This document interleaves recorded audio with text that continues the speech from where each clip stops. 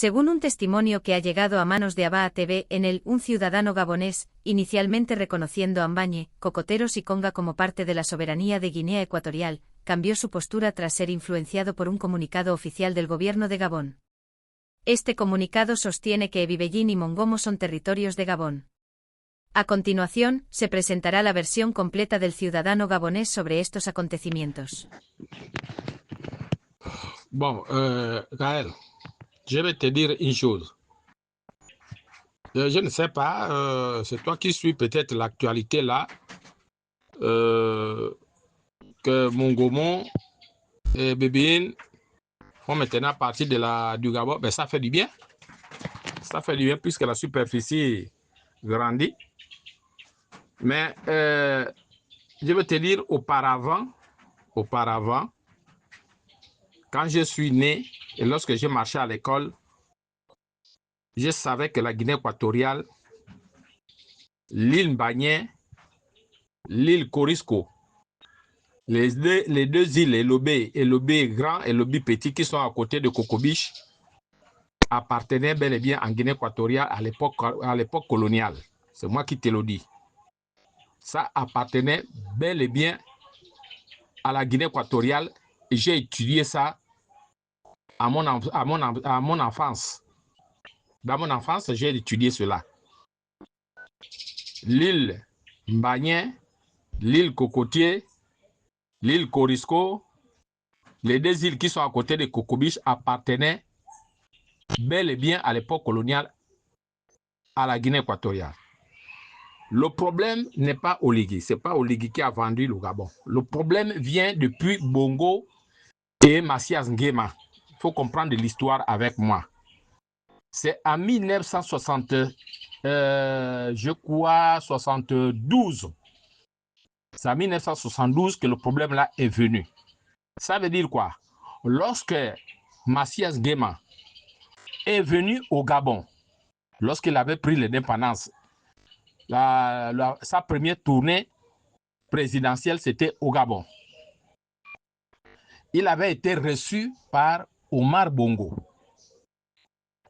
comme président nouvellement élu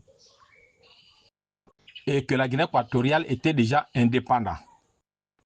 Il est venu au Gabon avec sa délégation. Il a fait 3 jours au Gabon. Après son départ, en rentrant chez lui, comme un frère qui accueille le nouveau-né, c'est ce que Bongo avait fait, mais dès que Massias Nguema est rentré chez lui, il a commencé à insulter quand les journalistes l'ont posé la question. Et votre séjour au Gabon, comment ça s'est passé? Au lieu de dire que j'ai été accueilli d'une manière fraternelle, il a dit Bongo lui a fait manger avec les blancs, les colons. Tu sais que lui, il était contre les colons. Donc Bongo lui a fait manger avec les colons. Ça, c'est lorsqu'il était déjà chez lui en Guinée. Lorsque ces journalistes l'ont posé la question. Il dit Bongo lui a fait manger avec les colons. Et c'est comme ça qu'il a commencé à insulter le président gabonais. Bongo, touché dans son amour propre pour avoir accueilli son frère et son homologue, c'est comme ça Bongo a dit je vais t'attendre à l'île Mbagné. Il faut que toi et moi, on se boxe à l'île Mbagné. Devant tes soldats et devant mes soldats. Bongo a pris l'hélicoptère. Il est passé à l'île, il est arrivé à l'île Mbagné. Et à l'île Mbagné, on avait trouvé 2 militaires équato-guinéens qu'on avait pris. On les a pris, on les a menés au gros bouquet. Moi-même, j'ai vu les 2 messieurs là. Ensuite, Bongo a voulu enfoncer jusqu'à l'île Corisco pour prendre l'île Corisco de force. C'est les Français qui ont dit non, ne fais pas ça. Tous les Bengas de l'île Corisco à cette époque voulaient être du côté du Gabon parce qu'il y avait la dictature, Massias Nguema maltraitait son peuple. Donc tous les Bengas à cette époque-là étaient très affirmatifs pour que le Gabon puisse prendre l'île Corisco, pour que l'île Corisco puisse appartenir au Gabon. Il faut comprendre l'histoire. C'est comme ça l'histoire-là de l'île Mbagné a commencé.